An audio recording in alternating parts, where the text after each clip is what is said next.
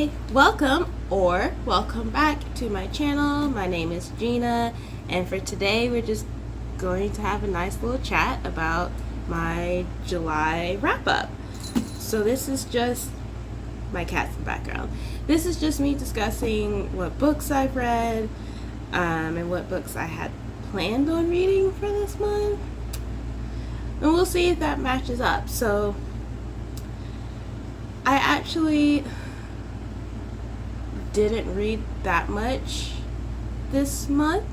I kind of entered a book slump. I got out of a book slump towards the end of June, and then I got into a book slump in the beginning of July, and it was really frustrating, but I didn't really notice I didn't read that much until like a few days ago. So it is what it is, but that's okay. I still read some, and I'm proud of myself for doing that. I'm also a really big mood reader, so not only was I in a book slump, but I also just wasn't in the mood to read many of the books that I had picked out. So that's also part of the, not necessarily the issue, but part of why I didn't end up reading a lot. So I read 2 books completely through this month of July, but I finished 2 books right at the beginning of July, and I'm in the middle of one more book. Well, actually I'm like 75% done with one more book, and I'm just going to discuss those those 5, but technically I only read 2 for the month of July. So let's start with like the ones that I finished at the beginning of July. They were library books, and I already turned them in, so I don't have the physical copy like I have this one here, but that's okay. So the first one that I finished reading is The Spell Shop by Sarah Beth Durst. I'm not sure which way I'm going to put it, but this is the one. Sarah Beth Durst, The Spell Shop, and I gave it 4 stars. At first I was going to give it like 3.5 stars because the main character, she was so annoying at the beginning of the book, and I almost DNF'd it just because she was that annoying, but I pushed through, and I'm glad I did. Like, the plot got so much better, the character, she grew, there's a lot of character development in it, and I was happy at the end of the book, not just because it had ended, but because it was a solid book. And I did realize later that I already read a book by this author, so this would make my second book that I read by her, and it was pretty good. So that's why I gave it 4 stars out of 5. So that was really nice, and that one kind of helped get me out of the book slump. I was listening to it as like an audiobook, but it did help me get out of the slump. So that's how that worked out. And then the second book that I happened to finish at the beginning of July is Welcome to the Hyun Dong Bookshop by Hwang Bo-rum, I want to say. I'm sorry if I'm mispronouncing it. You can correct me in the comments. Like, that would be perfectly fine. Like, I would actually be excited to know how to properly pronounce it. But anyway, so I read the book Welcome to the Hyun Dong Bookshop, and it was very, and I mean very, slow paced. It was a good book. It was about this woman. She opened a bookshop, and she was started with the intentions that, oh, it's probably not gonna make it past like 2 years, she just came out of a divorce, and like she ended her current career path, so but she always wanted to open a bookshop, so she ended up doing that. And you just kind of see her go through, one, what it takes to run a bookshop successfully, and then two, her own character development as she like overcomes all of the feelings that she had from the divorce, the end of her career, opening up a bookshop. Like she has to go through all of those feelings. So it was pretty good. I did give it 4 stars, but I became aware, because of how slow paced it was, it put me in a book slump. I did not want to DNF the book at all, because I could tell, I was like, oh, this is a good book.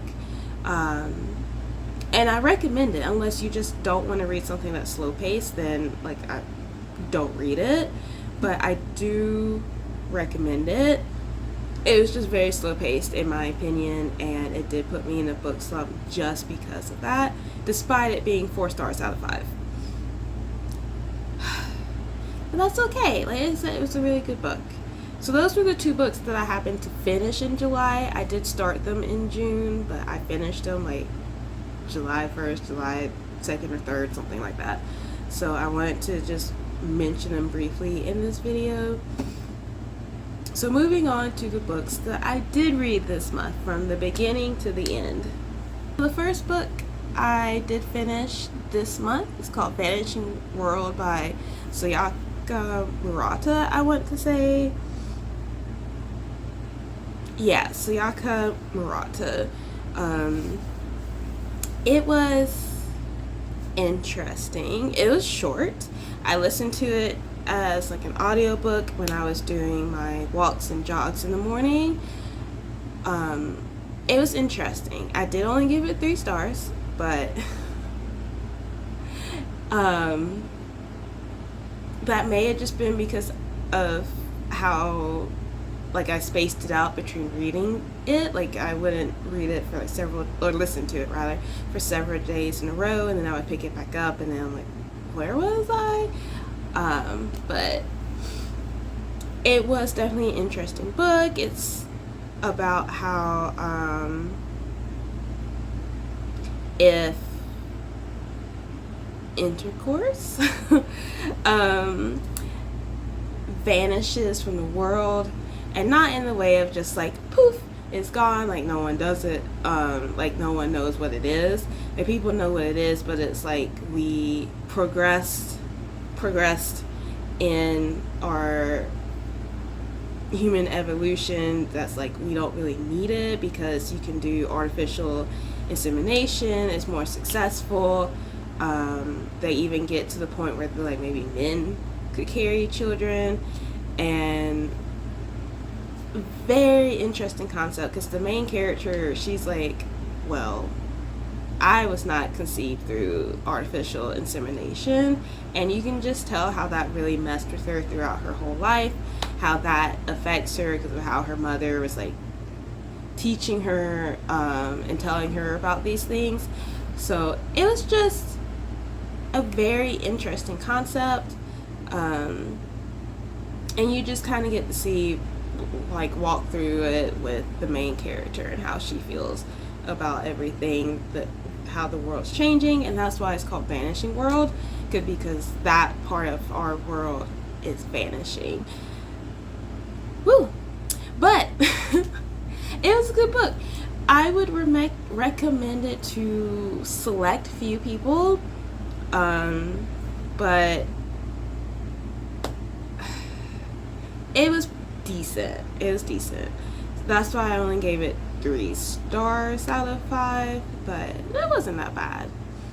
Okay, and then the last book that I completely read all the way through, which I have the physical copy of, is The Final Girl Support Group by Grady Hendrix. I gave this 3 stars. I wanted to say it's closer to 3.5, but over time I'm just like, no, it's just a 3-star book. I read this with my brother. We did a buddy reading session, so this was also another one that I didn't read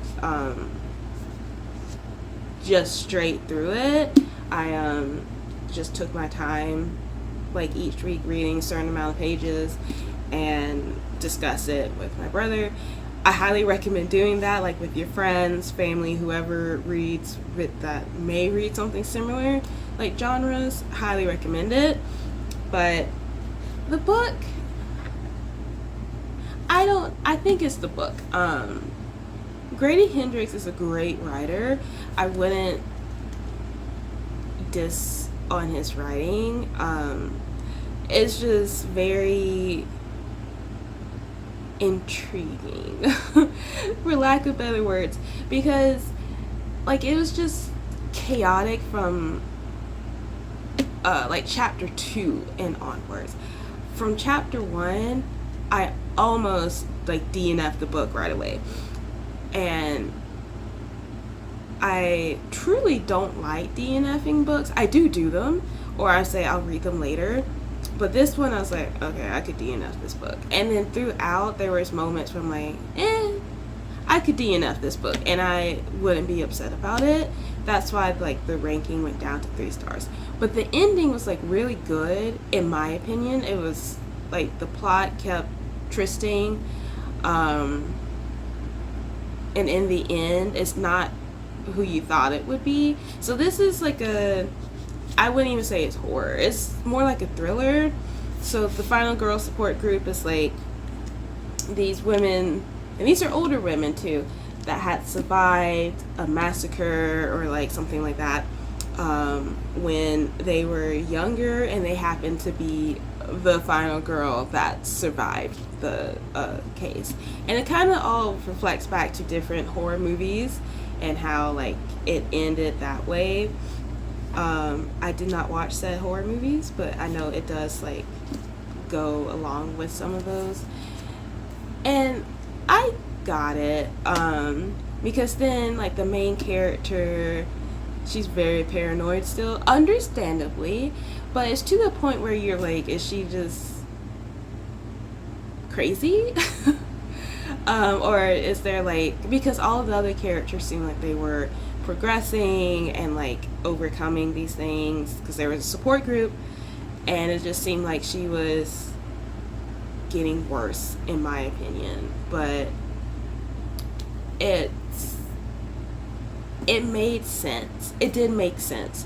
And then it made a lot of sense that we read it through her point of view, the story, and not just like someone else's story. So it's like this main character, she one of the final girls, and you don't quite know what her story is until you're like a little middle through the book of like how she became a final girl. That's besides the point. But there's like someone after them that's trying to unalive them and basically make the final girls like, you're not even gonna be final girls anymore, you're just not gonna be here anymore. And the main character's trying to figure out who's doing it, and she thinks it's this person, and then you just kind of, or she doesn't know who it is, and then she thinks it's this person, and then she finds out it's this other person, and it's kind of chaotic. And then even then you're like, is it? And then there's another plot twist, like right at the end, where you're like, okay, this is who it is. So it keeps you guessing. Like for the most of the book, you're also kind of like, this is probably who it is that wants to end it, but it is a shock. So I gave it 3 stars. Do I recommend it? Maybe. I haven't read any of his other books. I want to read some of his other books, but probably this might not be the best introduction to him, to Grady Hendrix books, even though this is the only one I read. I have a feeling this is probably not the best one to be introduced to him, but it was a very interesting book, and I can't say I recommend it, but I can't say I won't recommend it at the same time. But that's all that I actually like completely read this month. I didn't even read manga. But that's all I completely read. And that leaves me with what I had planned on reading. Oh no. It leaves me with the last book that I'm 75% of the way through, which was part of what I was planning on reading for this month from my July TBR. And it's Before the Coffee Gets Cold. It's by Toshikazu Kawaguchi, I want to say. I could be wrong, but that's what I want to say, who wrote it. And it's pretty good. It's also one of those like books that you can't necessarily recommend to everybody, but it's a book that you definitely could recommend. And the title makes complete sense. It's about this coffee shop that is known for that a person could go back in time, any point in time, but there's like rules that you have to follow in order to go back in time, and then there's rules while you're back in time, and there's like, it just affects everything. And the whole point, like, you follow 4 different characters and their stories of like when they go back in time and what happens to them. I'm on the 4th person, so that's why I'm like 75% of the way done. And it's very intricate, not like overwhelming intricate, but it makes so much sense, and I really appreciate it because part of the rules is like, even though you go back in time, it doesn't change the present. So nothing you could do could change the present. So if someone happened to go overseas and you're trying to get them to not go, they're still going to go. That's kind of like that was the first character's like issue. She didn't want this guy to go overseas. But you kind of get to see how it can change things, just not the present, so it could change the future. And that's pretty much the point of like time traveling stuff anyways, but a lot of times time traveling things will say, oh, you go in the past, you're going to change the present too. But in this case, like, nope, nothing can change about the present, but it can change the future. So I really like it so far. And I'm listening to it as an audiobook. I did check it out from the library, but I had to turn in the books. I just didn't get to it in time. But I am listening to it now as an audiobook, and it's a very interesting way to read it. I think it would be better if you just read like the physical copy or digital copy versus listening to it. I think it'll probably get a higher rating if I had done it that way, but we shall see. Right now it's sitting at like a 4-star read compared to like a 3. It's definitely not a 5, but it's sitting at like a 4 stars right now. And yeah, that's all I've done so far for the month of July. I'm not going to say which books I actually wanted to read in my TBR besides Before the Coffee Gets Cold. That was something I wanted to read for July. But all of the other ones, like I think it was Fourth Ring and the complete box set Tokyo Ghoul and The Poisons We Drink, and I think When the Moon Hatches. I think those were the books I had planned on reading, but I just didn't get to them. Like, I just wasn't in the mood to read them, and that's part of like sometimes the downside of being a mood reader. Like, you'll have what you planned on reading or at the beginning of the month, and you may not read any of them because your mood changes and your interest changes. So the only one I got to is Before the Coffee Gets Cold, and I haven't even finished it yet, but I at least started it, so I'm proud of myself on that point. But I'm hoping I'll get further done in the month of August on my TBR. I don't think I'm actually going to post what I plan on reading for August because I